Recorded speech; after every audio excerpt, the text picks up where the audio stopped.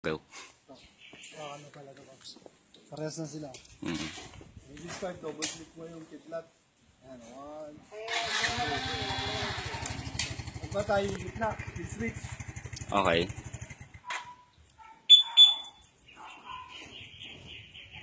Ito naman yung anti-tap, yung sususi. Sabi na, hindi mo patayin, kill switch lang, gitna pa rin. Patay lang yung motor. Ito naman yung anti-tap. Ginagaw sa'yo, hindi pinutin mo yung nasa taas, yung lock. Nilak. Una mag-aalan yung remote, susunod yung motor. Ito ba, anda. Kahit na isip siya.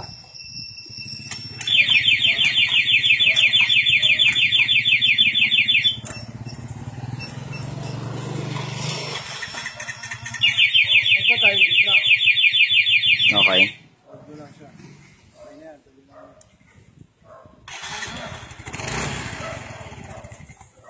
Tapos silent mode naman, ipindutin mo ito na 5 beses yung lock.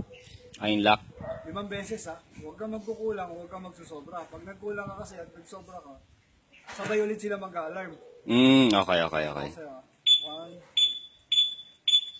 dapat tumunog siya. Pag di tumunog, hindi counted dun sa bilang. Alarm siya. Ganun pa rin, hindi rin siya pwedeng susian kahit na yung original mo. Tapos nagbabibrate yung remote. Okay. Nagpa-vibrate siya. Kahit nagig pa rin, ganun pa rin siya. Ay, yung alarm, yung mismo na lang nag-alarm. Ginagalaw yung motor mo. Ngayon matatrack mo yung motor mo kung may nakikialam. Dalawang klase yung alarm. Kapag ang susi, pinilit dito pa anda rin, o kaya kahit anong susi, at naka-activate alarm ka, hindi titigil yung tunog ng alarm. Pero kung Okay. babangga-banggain lang siya, bangga-bangga lang, yan, matulad yan, titigil yan. Una mo na, warning, susunod. Try natin tumigil.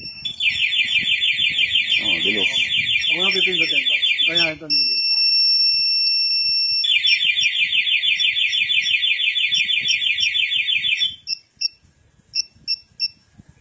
Diba? Ayan naman, titigil yan after 40 seconds to 45 seconds. Ito, 15 seconds to 17 seconds titigil siya. Okay. Try natin tumigil.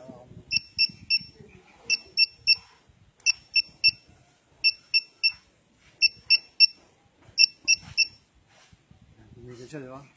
Ito naman yung sa parking lot. Pag gusto mo yung sabay lang sila mag-alarm, pindutin mo lang isang beses. Tapos, yun ba, susiyan nila. Yung sinabi ko sa'yo, hindi siya titigil. Pero di na natin hihintayin kasi hindi talaga titigil. Okay.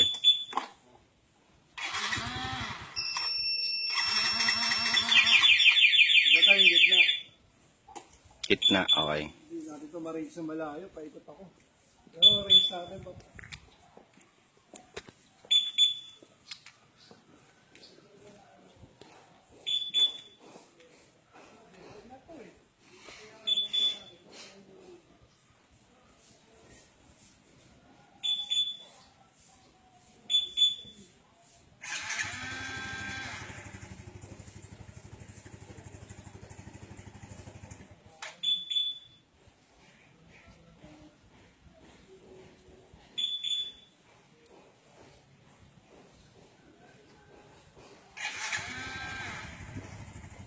Ayos.